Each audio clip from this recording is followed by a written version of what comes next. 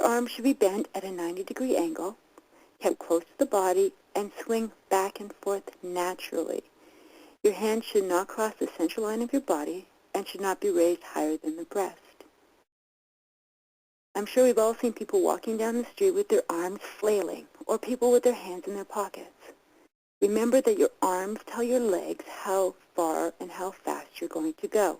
So for proper walking techniques, your arms need to be out of your pockets and loosely at your side moving. Another thing we see a lot with walkers are overstriding, or taking too big a step. So remember that shorter, quick steps with the push off the back foot will increase your walking speed and power. Reaching out with the foot in front can also lead to shin splints and other problems that we hear from. People, when they first start walking, oh, my shins hurt. Usually you've started out too fast, your shoes are not proper, or you're overstriding or taking too big a step. So make sure when you're out walking that you choose a surface that is important to avoid injury. The best surfaces are flat, firm, and not too hard. So try to avoid concrete whenever possible. Roads, tracks, or even the beach, don't we wish we could go to the beach, with a slant can be a source of stress on the joints. So walking on the beach can be very difficult on your joints walking the same way. When walking on a slant, it's important to change direction frequently to avoid repetition stress on one leg. Indoor walking is great when you don't feel comfortable being outside. Mall walking is super. A lot of the malls have walking programs now. Treadmills are great, especially if you're not comfortable walking and you've got both handles on each side. It's best after you feel comfortable on the treadmill not to hold on, but again to use your arms. But when you first start, sometimes it's a lot more comfortable than walking outside. Indoor running tracks that are found at universities and private rec centers are also great. Just remember to change direction. Now, walking around your neighborhood and outside is also great. It's great because you can see how far you've gone, and by doing a little bit more and a little bit more, as you feel up to it, you can increase your distance and you can see how far you're going. It's important, though, when you're walking to always tell someone your route and how long you're expected to be. You don't just want to head out for a walk, because if you run into problems, nobody will know where you are. Make sure you carry identification and a cell phone or change to make a phone call if you need to. And be aware of your surroundings at all times. It's best not to wear headphones. They usually just distract you. And walk in the daytime hours. So how do you know if you're walking at the level you should be? First of all, start as slow as possible. Again, very important to start slowly. You should be able to talk, and that's the easiest way to monitor your exercise intensity. If you can carry on a conversation with another person and you're feeling really good, then you're usually at a really good level.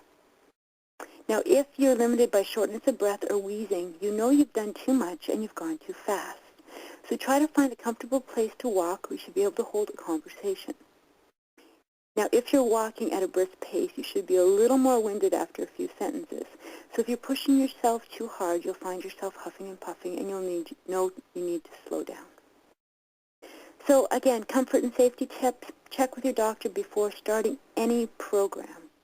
Start slowly and gradually work up to increase the length and the amount of time you'll be exercising.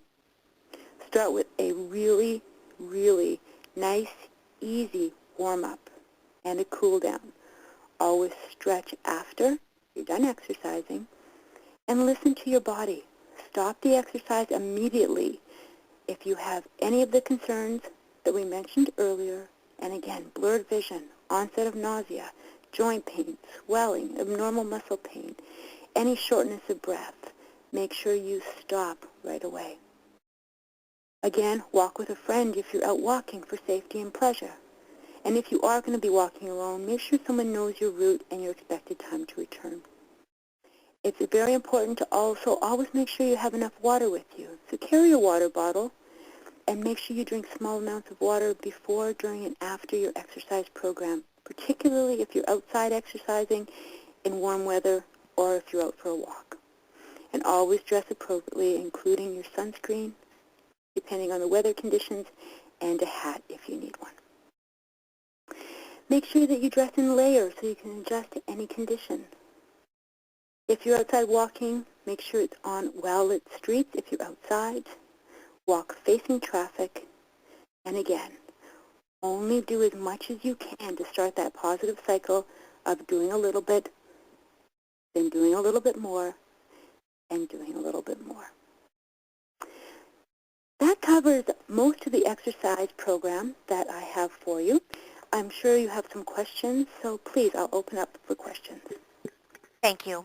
Ladies and gentlemen, we will now conduct a question and answer session. If you have a question, please press the star followed by the 1 on your touch-tone phone.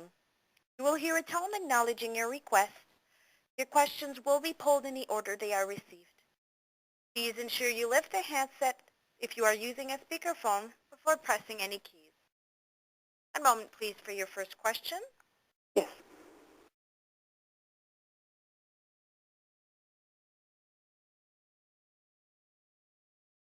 Ladies and gentlemen, as a reminder, if you have any questions or comments at this time, please press the star followed by the 1. As a reminder, if you are using a speakerphone, please lift the handset before pressing the keys. We don't seem to have any questions or comments at this time. I was wondering if you could just say a few words about the social aspect of exercise. Support and being with others is a very important part of the cancer journey for many women. And do you see exercise as a way of fostering this? Yes, most definitely. The more times you can be out with people that are going through what you're going through or have gone through it or have the support for you is so important.